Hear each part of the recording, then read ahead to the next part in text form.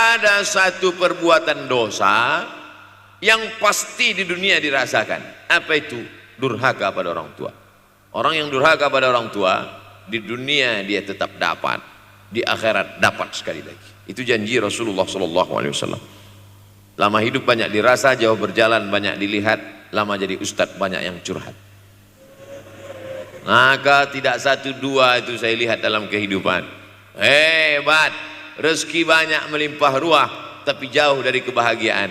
Apa sebab? Janji Rasulullah SAW. Orang yang durhaka pada orang tua di dunia sudah dapat, di akhirat dapat lagi, dapat. Di mana letak keadilan Allah? Kenapa di dunia sudah dapat, di akhirat dapat lagi?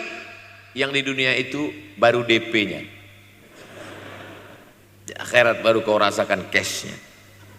Oleh sebab itu jangan pernah melawan pada orang tua, jangan pernah melawan. Apapun kata dia, jurus menghadapi orang tua ini tidak banyak, 3 saja. Kalau dia marah-marah, kalau dia cerewet, kalau dia ngamuk-ngamuk, pertama diam. Pulang kampung marah aja. Saya bolak-balik kirim uang belanja, kenapa kamu IP-nya 2,0? Diam.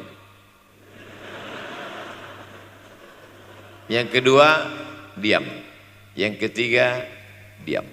Kalau belum bisa membahagiakan, jangan susahkan dia. Kalau belum bisa menunjukkan prestasi, jangan susahkan hatinya. Jangan sampai belum ketemu dengan wajah kita pun dia sudah susah hati. Baru nama kita muncul di HP-nya, kumat darah tingginya.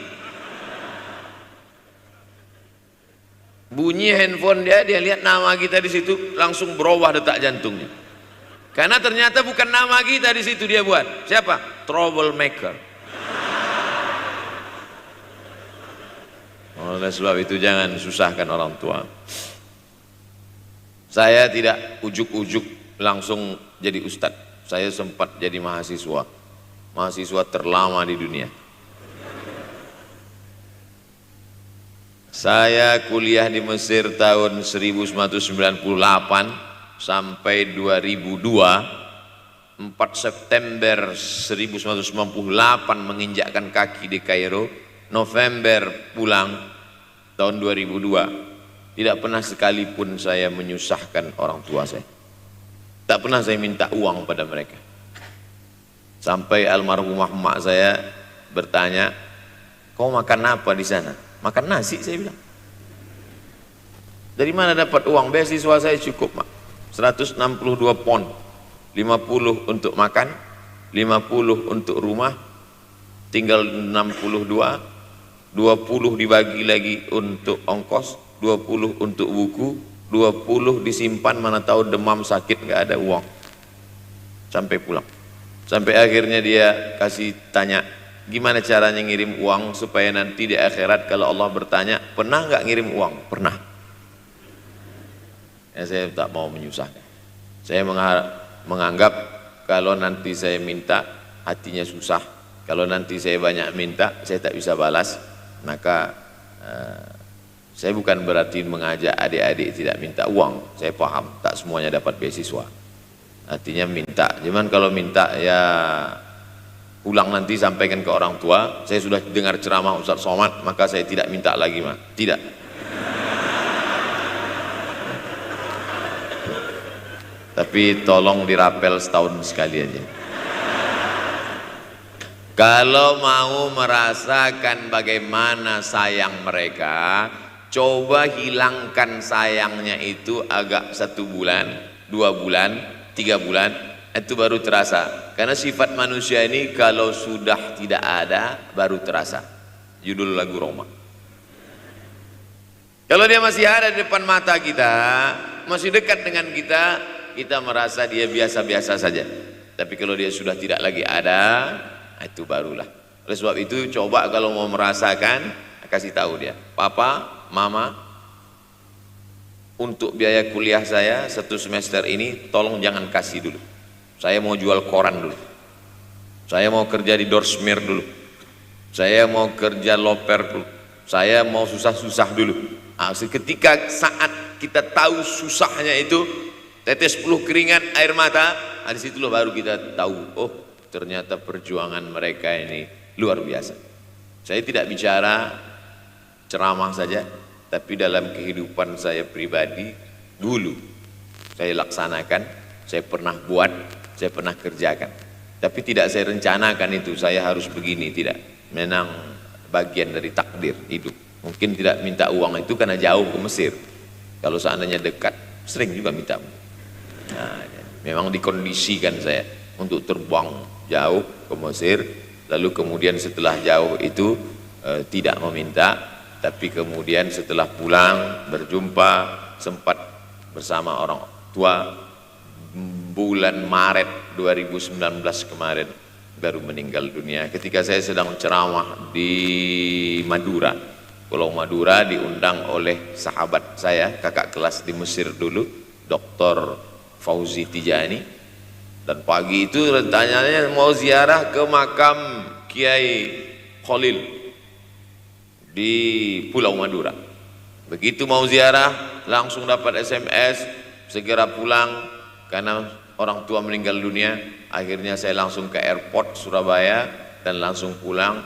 Sebelum malam sudah tiba pemakaman. Artinya apa? Penyesalan panjang kenapa tidak mencium tangan orang tua, kenapa tidak. Karena saya pikir masih lama ya. Ini satu kekeliruan. Di mana-mana selalu saya sampaikan, jangan pernah berpikir usianya masih lama walaupun dia sehat. Karena sehat walafiat, tidak ada kurang satu apapun. Masih lama. Ternyata apa yang terjadi?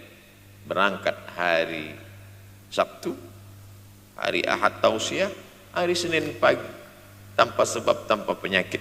Oleh sebab itu kalau masih hidup orang tuamu di rumah, pulang. Tapi jangan ini jadikan alasan. Besok nggak masuk kelas, kemana? Pulang semua.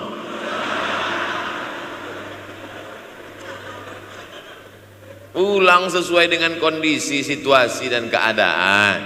Pulang. Kalau masih bisa membahagiakan dia apa makanan kesukaannya, belikan. Suka makan apa dia? Belikan. Itu yang dia inginkan.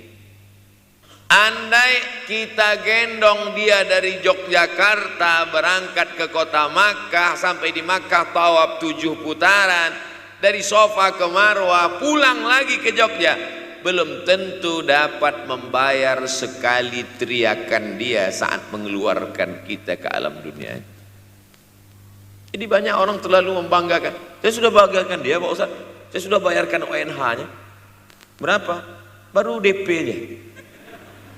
Sudah merasa berbakti kepada orang tua? Belum.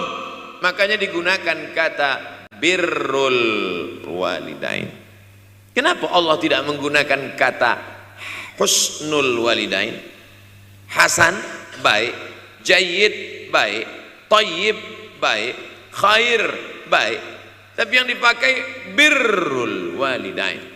Hanya satu-satunya kata untuk orang tua dipakai birrul walidain. Karena kata birru adalah sifat Allah SWT. Makanya di antara Asmaul Husna ada Al-Barrut Tawwab. Allah yang punya sifat itu. Maka kita diharapkan berakhlak seperti akhlak Allah Subhanahu wa taala. Addabani Rabbi fa ahsana ta'dibi. Allah mendidik aku menjadi beradab sehingga adabku penuh. Allah Subhanahu wa taala tidak ada puji Nabi Muhammad SAW. Hai Muhammad yang sholat tahajudnya sampai kakinya bengkak. Hai Muhammad yang hajinya tidak ada. Apa kata pujian Allah untuk Nabi Muhammad SAW?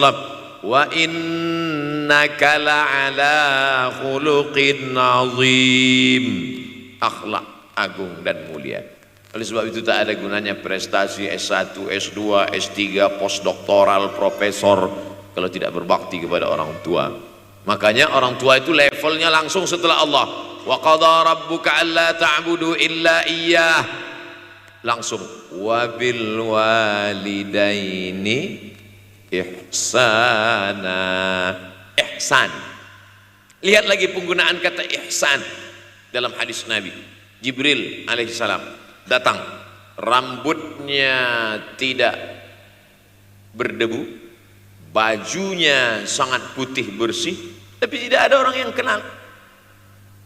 Diriwayatkan oleh Sayyidina Umar ibn al-Khattab radhiyallahu anhu, aku melihat ada seorang laki-laki rambutnya sangat hitam, dan bajunya sangat putih, tapi kami tidak ada yang kenal. Ini 3 indikasi ini menunjukkan kebingungan. Kalau ada orang rambutnya sangat hitam dan kita kenal, berarti dia memang orang situ, memang tinggalnya di situ. Tapi dia kalau orang perantau, rambutnya pasti berdebu karena tinggal di gurun pasir.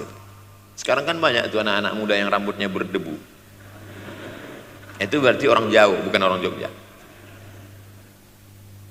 Bajunya sangat putih, tapi kami tidak kenal. Kalau bajunya agak-agak kotor, berarti dia musafir. Pantas kalau kita tidak kenal. Tapi bajunya sangat putih, berarti dia memang orang situ. Tapi kami tidak kenal. Kata Umar bin Khattab, rambutnya sangat hitam, bajunya sangat putih, tapi kami tidak kenal. Dan dia duduk berhadapan-hadapan dengan Nabi, lututnya dekat dengan lutut Nabi. Tapi kami tidak kenal. Dia bertanya tentang iman, dia bertanya tentang Islam, dia bertanya tentang ihsan.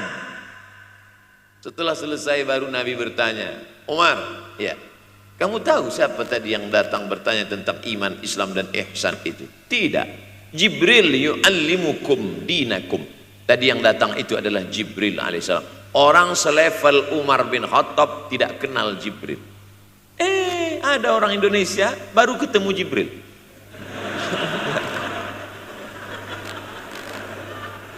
Umar bin Khattab kalau lewat di suatu jalan, kalau Umar bin Khattab lewat jalan Sudirman, maka setan lari ke jalan lain. Ini ada orang satu perjalanan sama setan, ngaku kenal dengan Jibril alaihissalam. Makanya kalau baca hadis, satu hadis, tapi analisa dari hadis itu banyak sekali. Umar tidak kenal dengan Jibril kecuali setelah Nabi Muhammad SAW yang bercerita mengenalkan. Dari mana Nabi tahu? Nabi dapat wahyu dari Allah Subhanahu wa ta'ala. Tapi ada analisa lain. Apa maknanya? Allah menggunakan kata ihsan untuk orang tua, Nabi menggunakan kata ihsan untuk Allah. Ihsan untuk Allah, anta'budallaha ka'annaka tarah, kau sembah Allah seakan-akan engkau melihat dia. Fa illam takun tarah, kalau kau tidak bisa melihat dia, fa innahu yarak, sesungguhnya dia yang selalu melihatmu. Tidak pernah putus ihsan. Ihsan Allah kepada kita, tidak pernah putus pengawasan Allah. Bagaimana ihsan kita kepada orang tua, tak pernah putus bakti walaupun dia sudah meninggal dunia. Makanya kita tetap membaca walaupun dia sudah masuk liang lahat, jam 2 malam bangun, Rabbighfirli wali walidayya warhamhuma kama rabbayani shaghira.